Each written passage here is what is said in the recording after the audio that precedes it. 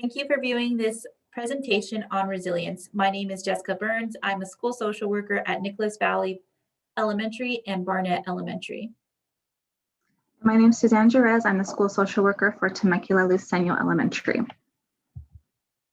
Today, we're going to be talking about defining resilience, how to instill resilience, the 7 C's of resilience, building autonomy, growth mindset, how the schools can help, and different resources.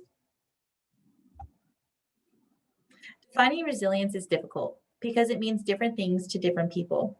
The American Psychological Association, or APA, defines resilience as the process and outcome of successfully adapting to difficult or challenging life experiences, especially through mental, emotional, and behavioral flexibility and adjustment to external and internal demands. It can also be explained through these 3 concepts. The first is recovery or bouncing back to a baseline level of functioning before the stressful or traumatic event. Sustainability follows recovery, defined as a continued interest in leading a meaningful life. Finally, post-traumatic growth manifests in finally finding more purposes in life than before the event, enabling people to reassess their goals and priorities, create stronger relationships, and appreciate life. What it's not is mental toughness or remaining unaffected. Resilient people are still experiencing those big and uncomfortable feelings and emotions that others have during difficult times. A person's capacity for resilience is a combination of factors like biology and genetics, personality traits, previous ability to overcome adversity, and environmental factors such as social support, optimism, and spirituality.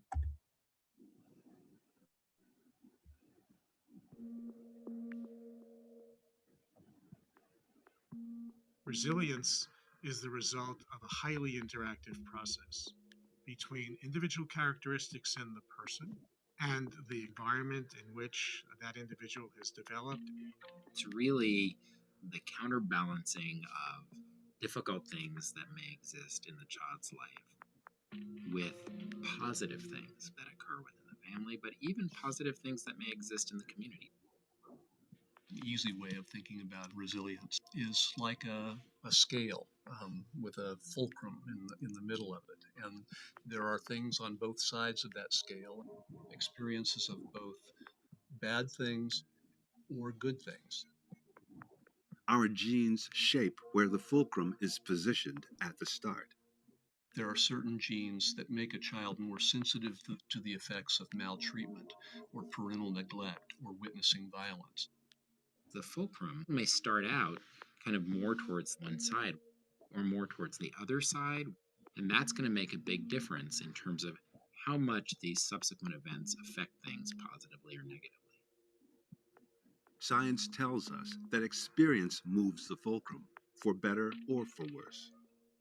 Even though we are born with genes, genes will respond differently to certain environmental situations as opposed to others.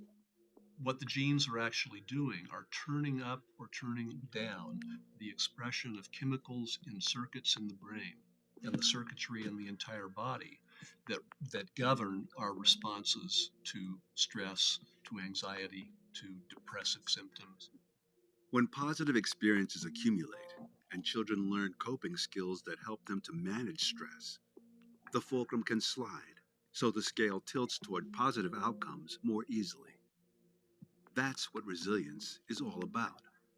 There's always an adult, or more than one adult, who is key to providing that relationship that helps to build resilience.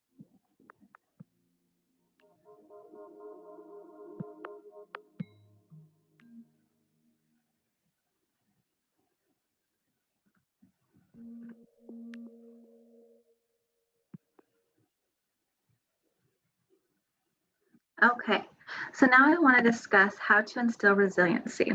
So there's 10 steps to build resiliency. The first one is make connections. Teach your child the importance of engaging and connecting with their peers, including the skill of empathy and listening to others. Find ways to help children foster connectivity by suggesting they connect to peers in person, through the phone, video chats, and text. It's also important to build a strong family network. Connecting with others provides social support and strengthens resilience. Number 2, help your child by having them help others. Children who may feel helpless can feel empowered empowered by helping others. Engage your child in age-appropriate volunteer work or ask for assistance yourself with tasks that they can master. At school, brainstorm with your children about ways they can help others in their class or in grades that might be below them.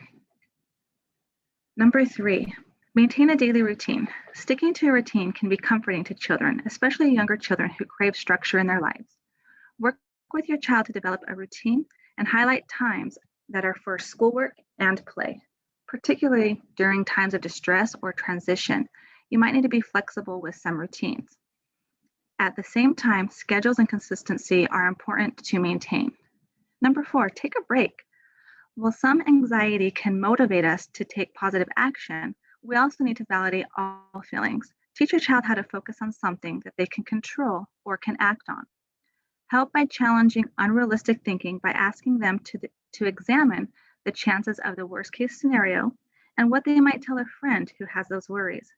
Be aware of what your child is exposed to that can be troubling, whether it's through the news, online, or overheard conversations.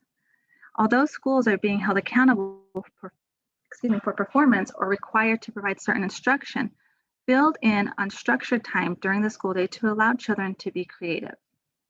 Teach your child self-care. Teach your child the importance of basic self-care. This may be making more time to eat properly, exercise, maybe getting sufficient amount of sleep.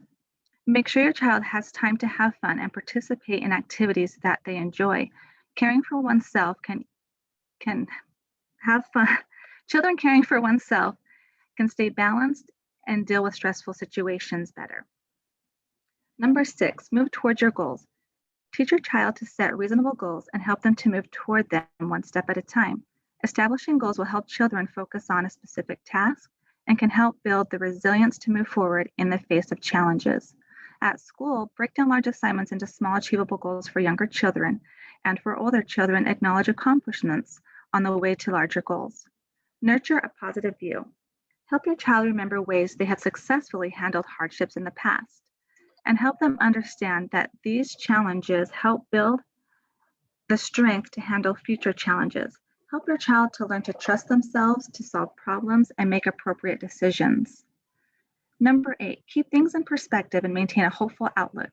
Even when your child is facing very painful events, help them look at the situation in a broader context and keep a long-term perspective.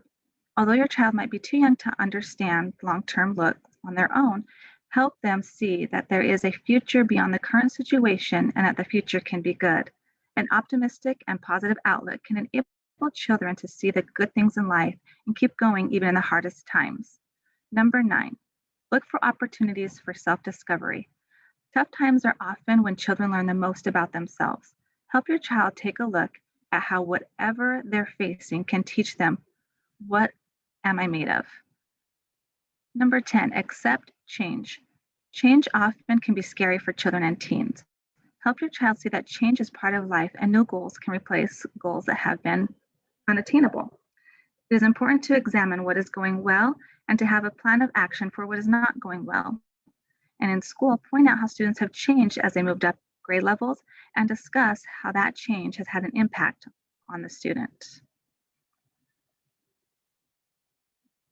And now we're going to share a short video on the 7 C's of resiliency. Welcome to the tutorial, How to Foster Resilience in Learners with Basic Education Needs. In this first video, we are going to take a closer look at the concept of resilience using the 7 C's of resilience as a framework. So let's get to it. What is the idea behind the 7 C's of resilience? It is a set of building blocks for making a resilient person. It consists of competence, confidence, coping, control, character, connection, contribution. All right then, let's have a close look at each of them. Competence is about handling a situation or task effectively, and it is also about specific skills or a personal passion for something. Confidence is the belief in one's own abilities and is derived from competence, but also from encouragement and opportunities for experiencing success. Coping means skills and strategies to deal with stress and challenges. It is one's own power to overcome the struggles of life. Control is knowing that you have at least some control over your life and environment, and knowing that your decisions and actions make a difference to the outcome. It also refers to taking responsibility. Character. This aspect is about a solid set of morals and values, and about a caring attitude towards others. Connection. Knowing one is not alone in times of struggle creates a solid sense of security, as close ties to family, community, or whatever group one is in are a foundation for developing creative solutions. Contribution. This is about understanding the importance of personal contribution in the world, and it can serve as a source of purpose and motivation. The experience of offering one's own help makes it easier to ask for help when you need it yourself.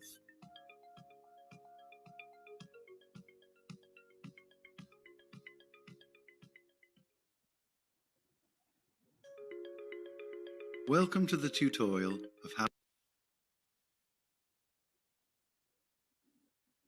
Okay, so building resiliency.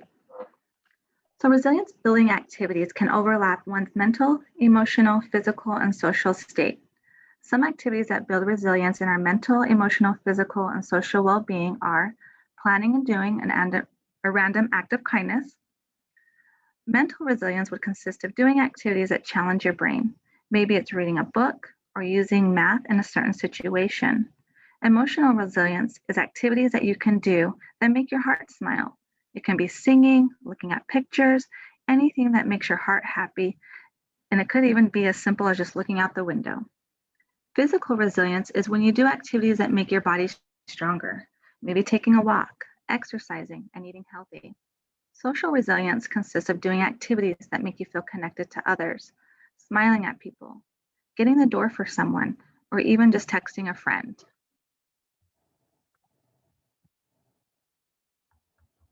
Let's talk about building autonomy. Giving your child opportunities to practice independence and experience autonomy gives them a sense of mastery over their body, mind, and their environment. Autonomy supports independent and critical thinkers, encourages intrinsic motivation, and builds confidence, which in turn produces resiliency. Here are a few things that the adults can do to promote autonomy. Validate feelings. This enables children to learn the language of emotions and trust their own feelings. It helps them relate to peers and others well. Give choices. This will teach independent thinking and decision making. This helps children feel capable. It aids them in coping with everyday challenges and deal effectively with stress and pressure. Don't ask too many questions. Give children the time they need to unwind, relieving their stress and pressures from their long day. Don't rush to answer questions. This will teach kids that they should look within themselves for answers to the questions, promote critical thinking skills, help children feel capable. Celebrate mistakes. This will teach children that mistakes are opportunities to learn. They should not be scared of failure. Promote responsible behavior. This will encourage children to think of themselves as responsible. Lastly, teach children how to solve their own problems. This will teach children to resolve conflicts effectively and that they have the ability to cope with everyday challenges. Okay, growth mindset versus fixed mindset. So when we have a growth mindset, we have the belief that each person is capable of learning anything.